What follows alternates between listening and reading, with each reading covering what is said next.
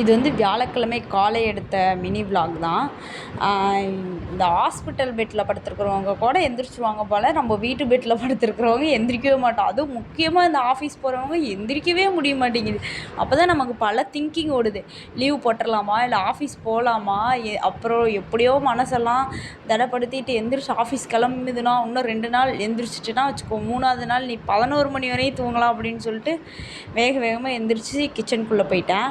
அப்புறம் அங்கே போய் நேற்று நைட்டு ஒரு வீடியோ பார்த்துட்ருந்தேன். அதில் வந்து பொட்டேட்டோ ரைஸுன்னு சொல்லிட்டு ஒரு ஆண்டி செஞ்சு காமிச்சிருந்தாங்க. சரி, அதை நம்ம காப்பி பண்ணி பேஸ்ட் பண்ணுவோன்னு சொல்லிட்டு அதுக்கான உண்டான அனைத்து வேலைகளையும் பார்த்துட்ருந்தேன். என்னால் இன்றைக்கி எந்திரிச்சு நின்று கூட கட் பண்ண முடில. அந்தளவுக்கு எனக்கு சோம்பேறித்தனமாக இருந்தது. உட்காந்து கட் பண்ணிகிட்டு இருந்தேன். அப்புறமா வேகமாக கட் பண்ணியெல்லாம் முடிச்சுட்டு வடைச்சட்டி, அதாவது பேன் வச்சு அதில் வந்து ஒரு 5 டேபிள் ஸ்பூன் போல் ஆயிலை ஊற்றி கடுகு போட்டு, கடுகு நல்லா பொரிஞ்ச உடனே வந்து கட் பண்ணி வச்சுருந்த பெரிய வெங்காயமும் கருவேப்பிலை தலையும் போட்டு நல்லா வதக்கிக்கணும்.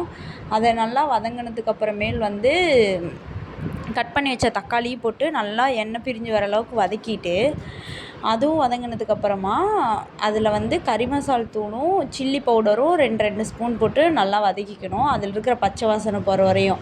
அந்த கறி மசால் தூள் டப்பாவில் எங்கள் அம்மா பண்ணி வச்சுருந்த சம்பவம் இருக்கே, எனக்கே ஒரே அசிங்கமாக போச்சு. ஏன்னா எனக்கு எது கறி மசால் எது சிக்கன் மசால்னு தெரியாமல் எதையாவது எடுத்து கொட்டிடுவேன்னு சொல்லிட்டு, அந்த மசால் தூள் பாக்கெட்டில் எழுதியிருக்கும்ல கறி பவுடர், கறி மசால் பொடி, அந்த மாதிரிலாம் எழுதியிருக்கும்ல, அதை கட் பண்ணி எங்கள் அம்மா அந்த டப்பாவில் ஒட்டி வச்சுட்டாங்க.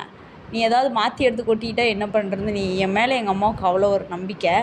சரி, என்ன பண்ணுறது அப்படின்னு சொல்லிட்டு நானும் உப்பெல்லாம் போட்டு நல்லா வதக்கிட்டு, அது வதங்கினதுக்கு அப்புறமேல் வந்து உருளைக்கிழங்கெல்லாம் கொட்டி நல்லா சூப்பராக செஞ்சுட்டேன்.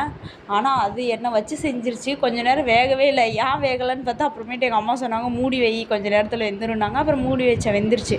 வெந்ததுக்கப்புறம் எடுத்து எங்கள் அம்மாவே கிளறிட்டாங்க. ஏன்னா நமக்கு வந்து இந்த ரைஸ் போட்டு கிளறதெல்லாம் வந்து சும்மாவே வராது.